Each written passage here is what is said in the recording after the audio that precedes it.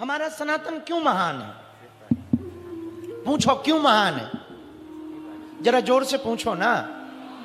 हमारा सनातन भैया इसलिए महान है क्योंकि ये अहिंसा परमो धर्मा की बात करता, हिंसा नहीं अहिंसा चुनता, क्रोध नहीं बोध, अशांति नहीं शांति।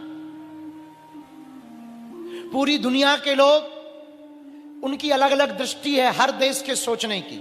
ज्यादातर देशों की सोचने की बुद्धि है व्यापार की, लेकिन हमारा भारत महान क्यों? क्योंकि यहां सनातन है और सनातन की दृष्टि है परिवार की। तब तो हम लोग वसुदेव कुटुंबकम कहते, अंग्रेजी में कहें वन वर्ल्ड वन फैमिली, एक विश्व एक परिवार। और बात भी सही है। ये जितनी दीवालें हैं ना यही हैं, ऊपर से देखने पे कोई दीवाल नजर नहीं आती। हमारे भारत के एक अंतरिक्ष यात्री अभी गए ऊपर अंतरिक्ष में, स्पेस मिशन के तहत, शुभांशु शुक्ला। उसने कितनी अद्भुत बात कही। जब वो प्रधानमंत्री जी से बात कर रहे थे ना, एक बड़ी अद्भुत बात कही, हमें बहुत दिल को छू गई। पता है उसने क्या कहा? बोले ऊपर से पृथ्वी देखने के बाद ये दिखाई पड़ता है कि कोई भी देशों की दीवार नहीं है, पूरी पृथ्वी एक है, सब एक है। कितनी अद्भुत बात है। तो धर्म का अर्थ ये नहीं है कि हम किसी को मारें, धर्म का अर्थ ये नहीं है कि हम लालच देकर, डर दिखाकर, भय दिखाकर अपने धर्म में ले आए। ये बात कहते हुए हमें बहुत बुरा लग रहा है, पर हमें कहना पड़ रहा है कि हमारे छत्तीसगढ़ के बस्तर क्षेत्र में कई मिशनरियों के लोग भोले भाले हिंदुओं को लालच देकर, ढोंग रचाकर विचारे हिंदुओं का धर्मांतरण करवा रहे। अभी वो तो भला हो हिंदुओं का, भला हो कांकेर वालों का। उन्होंने ऐसी बिगुल बजाई कि यदि तुम्हें दूसरे अच्छे लगते हैं ना, दूसरे मजहब वाले, तो तुम यहां गड़ोगे नहीं, उनके ही देश में जाके गड़ो। हाँ, यहां ना गड़ोगे, दूसरे देश में। लेकिन कई लोगों पे लाठियां चली, हिंदुत्ववादी विचारधारा। पता नहीं क्यों हिंदुत्व से लोग इतना जलते हैं। हम कोई भी बात बोल दें तो तुरंत कहते बाबा तो पाखंड कर रहा, बाबा अंधविश्वास फैला। हमारा दरबार लगाना अंधविश्वास है, चादर चढ़ाना विश्वास है।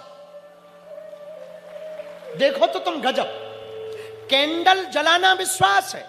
अभी हम जब पहले दिन आए तो एक बेचारे, जहां हम उतरे एयरपोर्ट पर, तो वहां पर स्टेट हैंगर पर उतरे तो एक बहुत सज्जन भाव के, पुलिस प्रशासन में वो पद पर हैं, उनके अंदर भाव जगा कि बागेश्वर वाले महाराज जी आए। उसने टोपी उतारी, टोपी उतारकर प्रणाम किया। कई लोगों ने नेशनल चैनल में उसको डाला, कई लोगों ने कहा अरे देख लो। अरे भाई, वर्दी के अंदर भी तो इंसान है, उसकी भी तो आस्था है। कोई अपने बाप को, अपनी मां को, अपने गुरु को प्रणाम करे और तुम कहो कि ये नहीं होना चाहिए, ठटरी के बरे तो तेरे कक्का को प्रणाम करे। उसकी भी तो आस्था है, उसकी भी तो कोई श्रद्धा है, उसका भी तो कोई समर्पण है। वर्दी के अंदर है तो क्या हुआ, वो भी तो इंसान है। और सबसे ज्यादा कठिन नौकरी है पुलिस वालों की। इसीलिए नहीं कि हम उनके पक्ष में बोल रहे हैं, तुम ये मत समझ लेना। ना ना ना, सच में सबसे कठिन है। लुगाई किसी की लापता हो जाए, टेंशन पुलिस को। आओ आओ आओ, बल्कि उसे शादी का कार्ड तक नहीं मिला होगा, जिसकी घरवाली गई है, शादी वादी से लेना देना, पर टेंशन पुलिस को। बच्चे किसी के गुम जाएं, टेंशन पुलिस को। त्योहार तुम्हारा ठीक मने, इसलिए वो अपना त्योहार मनाने घर नहीं जाते।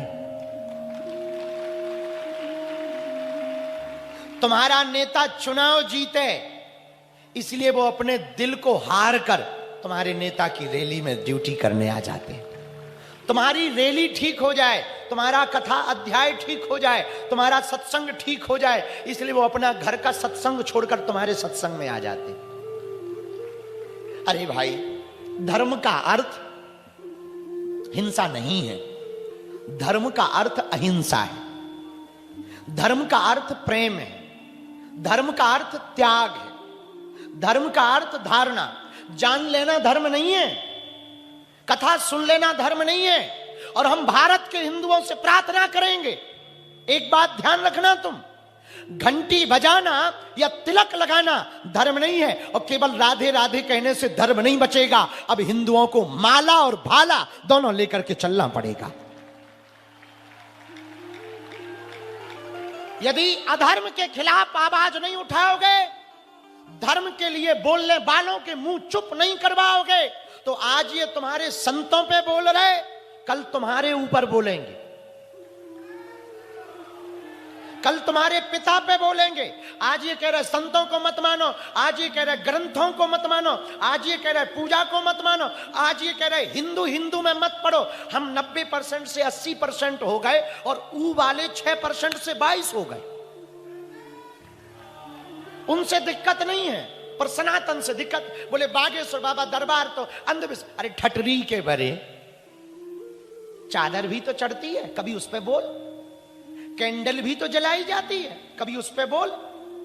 हमारी यात्राएं निकलती हैं तो लोगों को बुरा लगता है, और उनकी यात्राएं निकलती हैं वो पत्थर भी मारते हैं, तब भी कुछ नहीं बोलते।